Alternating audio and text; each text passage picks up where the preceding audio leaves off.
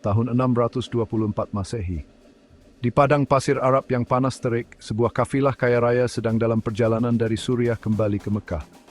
Ini bukan sembarang kafilah.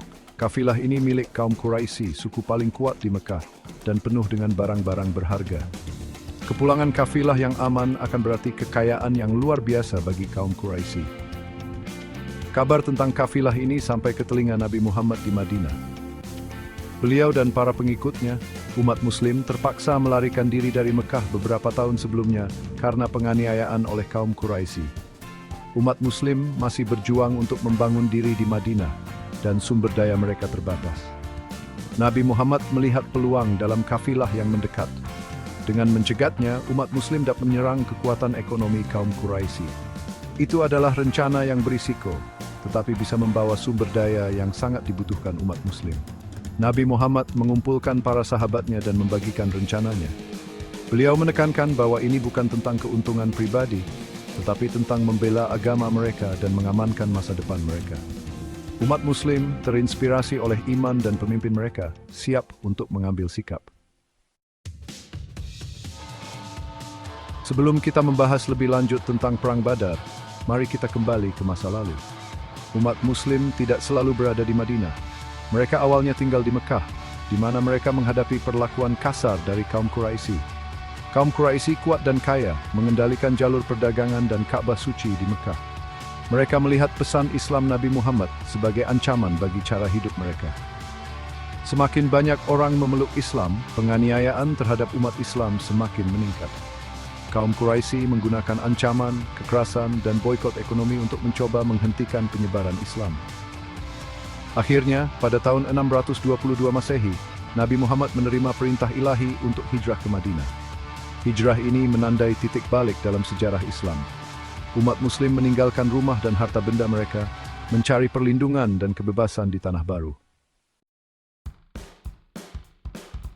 Umat muslim berharap menemukan kedamaian di Madinah, tetapi kaum Quraisy tidak membiarkan mereka sendiri. Mereka terus mengganggu umat muslim, menyerang kafilah perdagangan mereka dan mencoba untuk membuat penduduk Madinah melawan mereka. Serangan-serangan ini bukan hanya tentang agama, ini juga tentang kekuasaan dan ekonomi.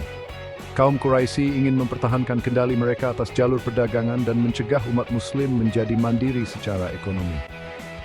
Umat muslim, meskipun jumlahnya lebih sedikit, bertekad untuk berdiri. Mereka bertumbang mereka bergantung di sebuah brand mereka untuk mengambil agresi currencies. Rencana Nabi Muhammad untuk mencegat kafilah adalah langkah yang berani. Itu adalah cara untuk mengirim pesan kepada kaum Quraisy bahwa umat muslim tidak akan lagi mentolerir agresi mereka. Dengan menargetkan kepentingan ekonomi mereka, umat muslim menantang kekuasaan kaum Quraisy dan menunjukkan bahwa mereka akan melawan. Itu adalah pertaruhan yang berisiko, tetapi bisa membawa imbalan yang signifikan. Umat muslim tahu bahwa mereka kalah jumlah dan kalah persenjataan, serta sumber daya. Tetapi mereka memiliki sesuatu yang tidak dimiliki kaum Quraisy, iman yang kuat dan kemauan untuk memperjuangkan apa yang mereka yakini. Bagian 5, tanggapan Quraisy, pasukan kecil menghadapi pasukan besar. Kabar tentang rencana umat muslim sampai ke telinga kaum Quraisy di Mekah. Mereka marah dengan tindakan pembangkangan ini dan segera mulai mengumpulkan pasukan besar untuk menghancurkan umat muslim. Kaum Quraisy bertekad untuk memberi pelajaran kepada umat muslim dan mengakhiri pengaruh mereka yang semakin besar. Mereka mengumpulkan pasukan lebih dari 1.000 orang musisi, dilengkapi dengan senjata dan baju besi terbaik. Umat muslim, di sisi lain, hanya bisa mengumpulkan pasukan sekitar 313 orang. Mereka kurang perlengkapan dengan sedikit kuda dan unta. Meskipun peluang menentang mereka, iman dan tekad mereka tetap tak tergoyahkan. Bagian 6, pertempuran dimulai.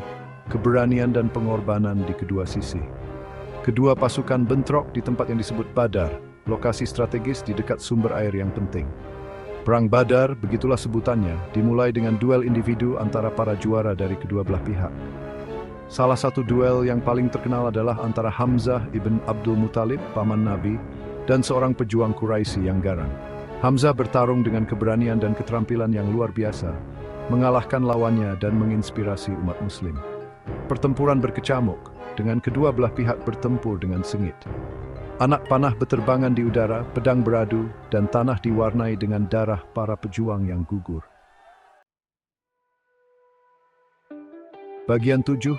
Campur tangan ilahi, malaikat di medan perang. Saat pertempuran mencapai puncaknya, sesuatu yang luar biasa terjadi. Umat Muslim yang kelelahan dan kalah jumlah menerima bantuan tak terduga dari langit. Menurut tradisi Islam, Allah menurunkan pasukan malaikat untuk membantu orang-orang beriman. Malaikat-malaikat ini tak terlihat oleh mata telanjang, bertempur bersama umat Muslim, membalikkan keadaan pertempuran demi keuntungan mereka. Al-Quran, kitab suci Islam, menggambarkan campur tangan ilahi ini dalam surah Al-Anfal ayat 9. Ingatlah ketika kamu memohon pertolongan dari menjawabmu, aku akan meneguhkanmu dengan 1000 malaikat barisan demi barisan. Bagian 8. Kemenangan yang menentukan, kemenangan umat Muslim di Badar.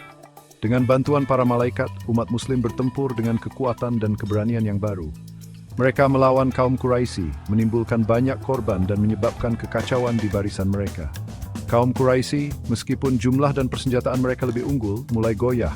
Pemimpin mereka, Abu Jahal, terbunuh dan moral mereka runtuh. Mereka dikalahkan, melarikan diri dari medan perang dalam kekacauan.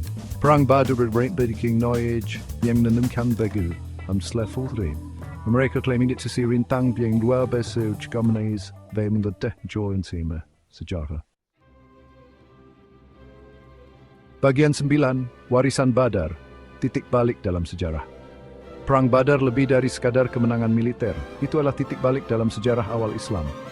Itu membuktikan bahwa umat Muslim, meskipun jumlahnya kecil, adalah kekuatan yang harus diperhitungkan. Kemenangan tersebut meningkatkan moral umat Muslim, memperkuat iman mereka, dan mendapatkan rasa hormat dari suku-suku tetangga.